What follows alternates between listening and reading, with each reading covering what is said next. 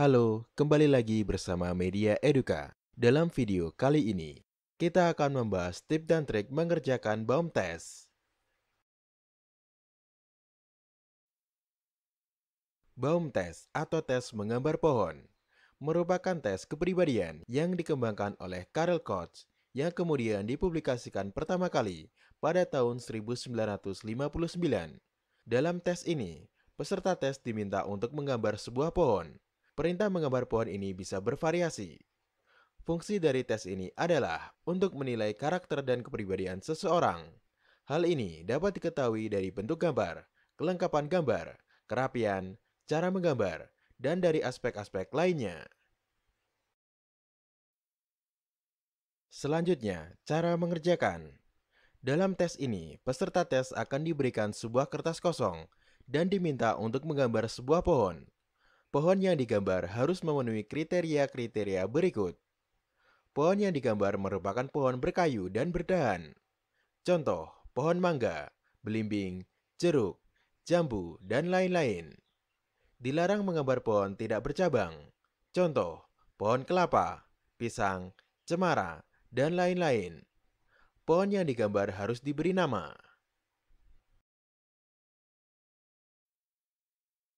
Aspek penilaian pada ukuran pohon. Ukuran pohon yang terlalu kecil menunjukkan bahwa peserta tes memiliki kepercayaan diri yang rendah dan merasa puas dengan hidup yang apa adanya. Ukuran pohon yang cukup, lebih dari setengah tinggi kertas, menunjukkan bahwa peserta tes memiliki keinginan untuk mencapai prestasi yang tinggi dalam hidup, serta memiliki kemampuan kerja yang baik.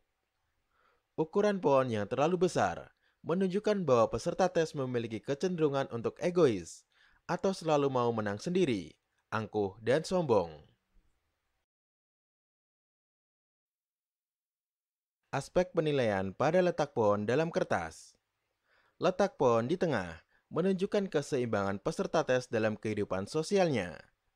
Letak pohon cenderung ke kanan menunjukkan bahwa peserta tes adalah sosok yang lebih memperhatikan orang lain. Letak pohon cenderung ke kiri menunjukkan bahwa peserta tes adalah sosok yang lebih mengutamakan dirinya sendiri.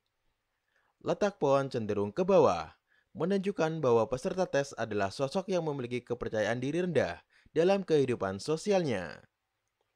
Letak pohon cenderung ke atas menunjukkan bahwa peserta tes adalah sosok yang senang berhayal dan berfantasi secara berlebihan.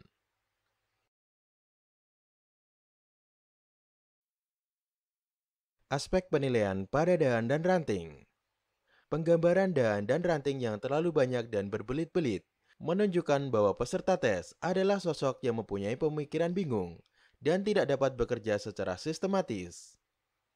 Penggambaran dahan atau ranting dengan bentuk terbuka seperti pipa menunjukkan bahwa peserta tes adalah sosok yang mudah dipengaruhi orang lain. Penggambaran duri dan bentuk-bentuk dahan atau ranting yang menyerupai pisau menunjukkan bahwa peserta tes adalah sosok yang agresif, brutal, suka marah, dan temperamental. Aspek penilaian pada daun. Penggambaran daun secara wajar semestinya menunjukkan bahwa peserta tes dalam kondisi yang baik. Penggambaran daun dengan bentuk keriting atau berputar-putar menunjukkan bahwa peserta tes dalam kondisi psikologi merasa bersalah atau sedang menyembunyikan sesuatu. Penggambaran daun yang berguguran menunjukkan bahwa peserta tes dalam kondisi tidak bahagia.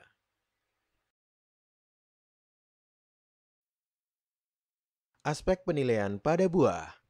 Penggambaran buah menunjukkan bahwa peserta tes adalah sosok yang sangat bangga terhadap hasil pencapaiannya, serta ingin diperhatikan atau dilihat kerja dan prestasinya.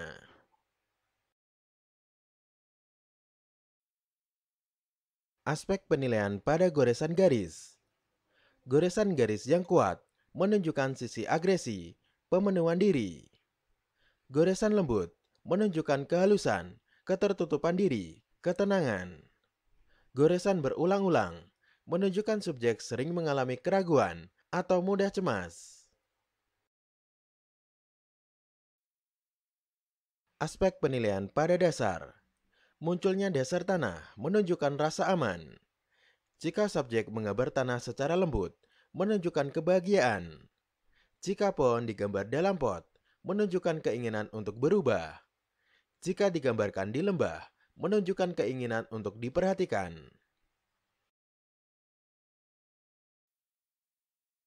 Berikut adalah tip mengerjakan. Kerjakan gambar pohon dengan waktu rata-rata, yaitu 10-15 menit. Jika terlalu cepat, hasil gambar akan cenderung kurang lengkap dan kurang mendetail. Jika terlalu lama, Anda dinilai sebagai pribadi yang lambat dan kurang sigap dalam beraktivitas. Gunakan prinsip keseimbangan atau proporsionalitas. Artinya, besar masing-masing bagian pohon harus seimbang dan wajar. Gunakan prinsip kelengkapan bagian. Seluruh bagian-bagian pohon harus lengkap Anda gambar, mulai dari akar sampai dengan daun. Gunakan prinsip detail. Semakin detail gambar Anda, semakin tinggi nilai Anda. Semakin cerdas dan matang kedewasaan mental dan pikiran Anda, maka gambar Anda pun semakin kompleks dan detail. Tidak sederhana seperti gambar anak kecil. Jangan lupakan unsur-unsur pohon berikut ini: akar, batang, cabang, daun, bunga, buah, tunas, dan lain-lain. Perlu diingat, sistem penilaian tes menggambar pohon ini bukan berdasarkan bagus tidaknya lukisan Anda, namun berdasarkan prinsip yang telah dijelaskan di atas. Terima kasih telah menonton video Media Eduka. Semoga bermanfaat. Jangan lupa untuk like, komen, share, dan subscribe.